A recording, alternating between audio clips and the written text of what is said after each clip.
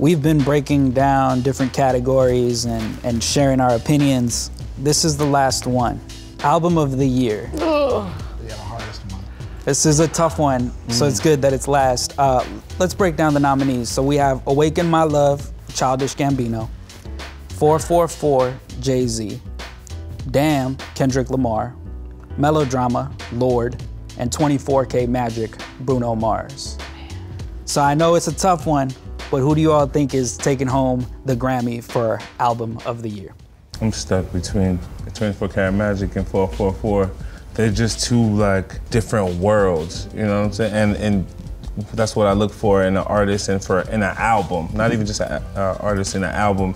You want to go somewhere. You take me somewhere that I would understand that would be you, but it's an evolution of you, you know? I feel like it has to be Damn, Kendrick Lamar, or Rewrite It. Let's go.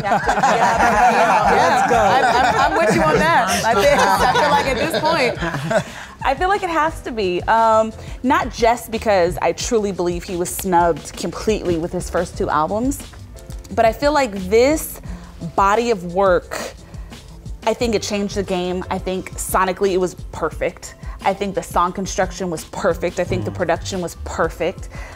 His impact and his messaging, I think, is revolutionary for our age group. Much aligned with Jay-Z, because that, again, that was like therapy on disc for you. You know what I mean? Free therapy. Or on title. Yeah.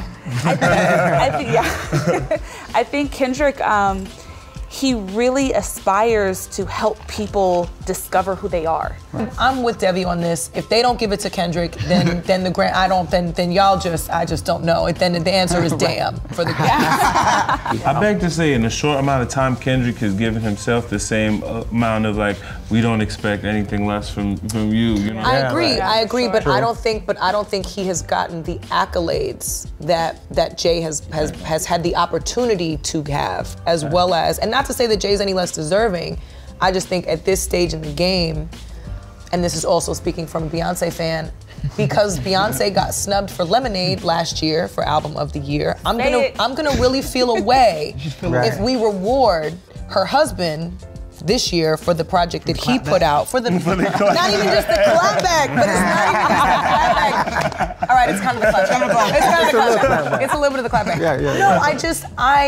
No, that's still a sore spot for me as a woman, as a female artist, to understand how much it takes to completely bare your soul in the capacity that she did. I feel like Bruno has more time.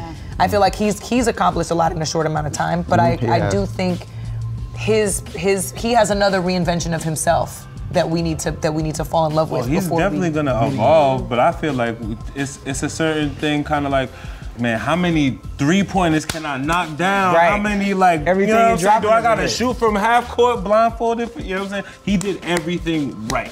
Yeah. You know what I'm saying? His execution was flawless. I'm definitely you know what I'm saying? That's where I'm like, and then when you think about the execution aspect, like when you think about Album of the Year, you're talking about engineering, you're talking about producing, you're talking about songwriting, you're talking about the whole nine. Every piece of it. And so when you look at Bruno, he's batting beyond 100 on every aspect, from the songwriting to the producing to the engineering, just the whole thing, like what it took for him to get that kind of sound and that kind of package at this time in the music it's really groundbreaking to me. We gotta give him credit for that. If we're looking at these two artists who we've all acknowledged have had like monumental years with these albums, right? They both had sellout tours on these albums, Bruno and Kendrick. They both had great production, great mixing, great mastering, great execution, a lot of thoughtfulness. They both great performing, elevated performing. Like what they did with their sets on tour, what they did in their performances, both of them really elevated the game for touring, you know? So if we're looking at both of them with that same lens, then I would definitely have to give it to Kendrick, because the extra factor I would throw in is what was the content?